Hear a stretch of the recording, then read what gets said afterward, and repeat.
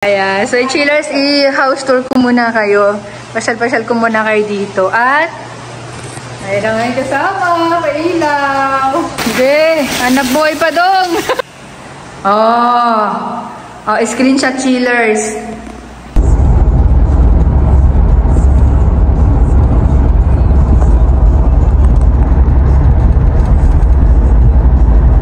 So, ayan. Kasama ko si Isa.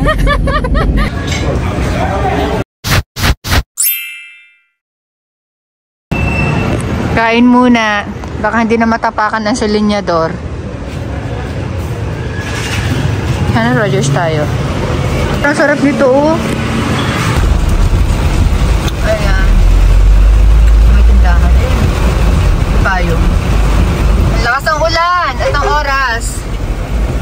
10:07 na. Doon na lang.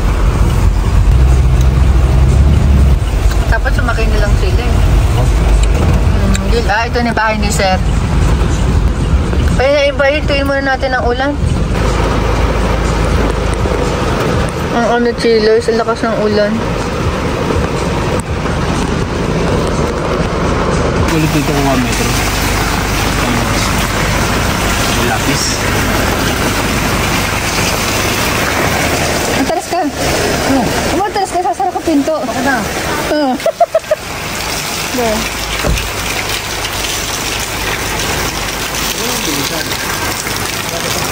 Ayan. Hello po. Yes. Nagtatapatan tayo ng ano. Grabe, lakas ang ulan. Hi po.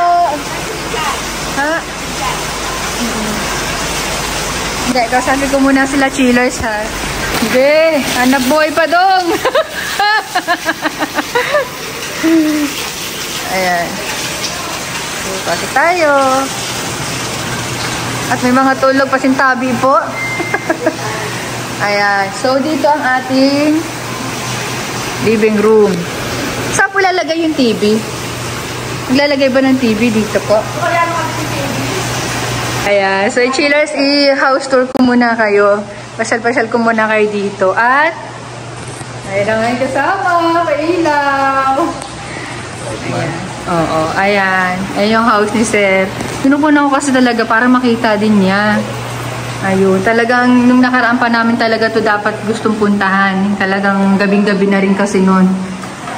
Kaso, same time. Wala. Ay, same pa rin. Hindi pa rin naiwasan. Gabing-gabi pa rin namin na ocular. Ayan. So, may mga ilang pang kailangan tapusin. Pero konti-konti na lang. Oh, bugs. Bugs. Ayun. Ito yung kanilang toilets. Ayan. Matagal na ko na pong kausap yan si Sir. Pero ang bilis magawa ng bahay niya kasi parang months pa lang na nakausap ko siya. Ayun. Siguro hindi ako nagkakamali, mga nasa 7 months or 8 months. Nag-inquire na siya sa akin.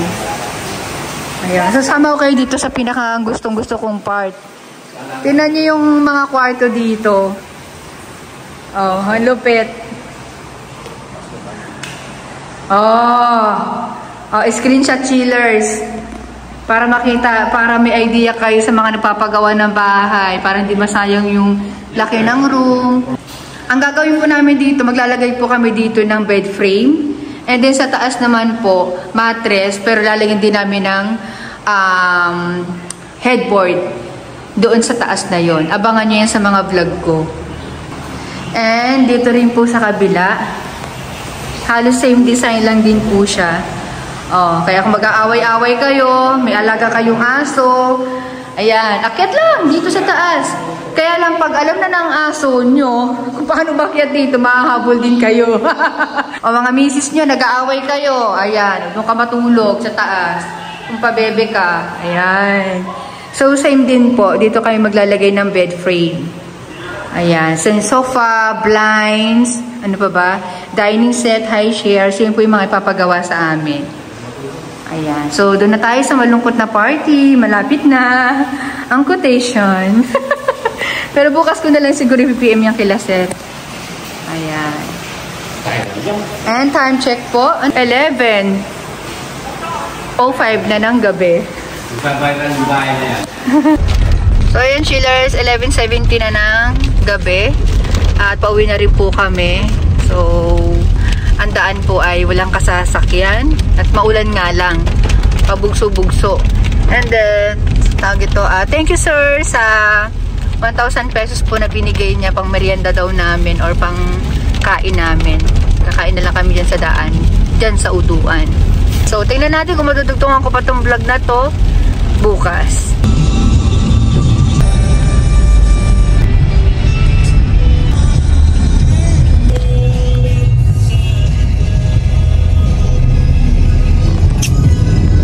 Ang gusto ng mga OFW. Arrival o department?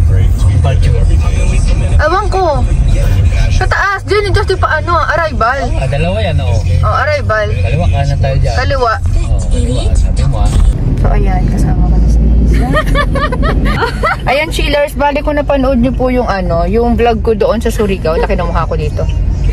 Siya po yung client ko. Ayan, si Risa Ramos. Nakadalasang binabanggit ko sa vlog. Shoutout kay Risa Ramos. Ayan, ayaw niyo patawag ng madam.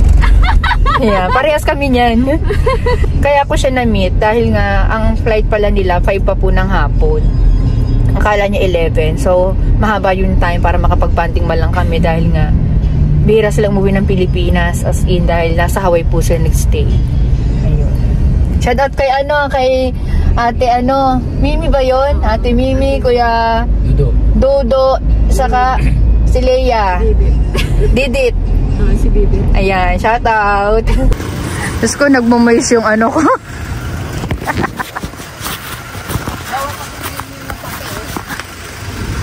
Ayan. At tanggalin ko na lang pag di siya pumayag. Okay, okay lang ba sa kanya? Ate, you like? It's okay? It's okay. I'm vlogging. Okay lang daw. Tignan mo, wala ng Dali punasan ko muna kayo. Dito kami ngayon sa Harbor View. Ayan, shoutout sa mga umuwi ng Pilipinas. Mere-recommend ko to kainan na to. Sa pagkakaalam ko, may-ari po nito ay si Joel Torre. Alam ko kung hanggang ngayon siya pa din yung may-ari. Ayan. Tagal ko nang di dito. Nasa 5 years na din.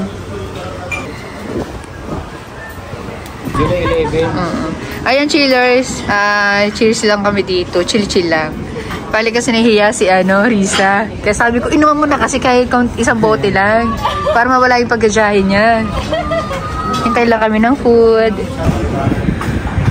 Yan, marami dyan. Maganda rin. Ako nakadala ako dito kasi minsan. Gina, ayan o.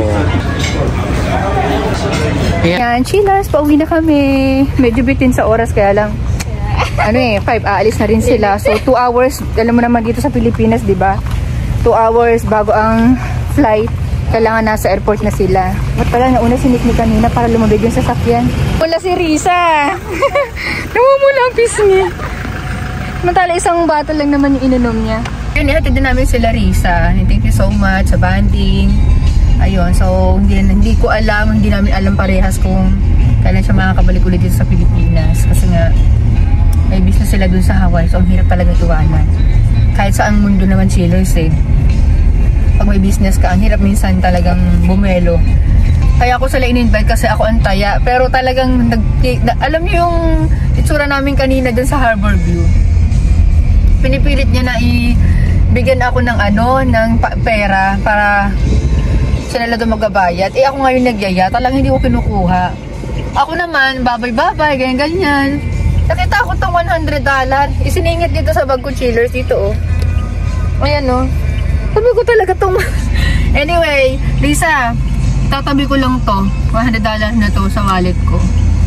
Tapos, pagbalik yun ng Pilipinas or pag uwi ng mga anak mo, doon ko ito gagastusin. Ayan. Anyway, thank you. Grabe ka talaga. Naisahan mo ako doon Anyway, ingat kayo sa biyahe.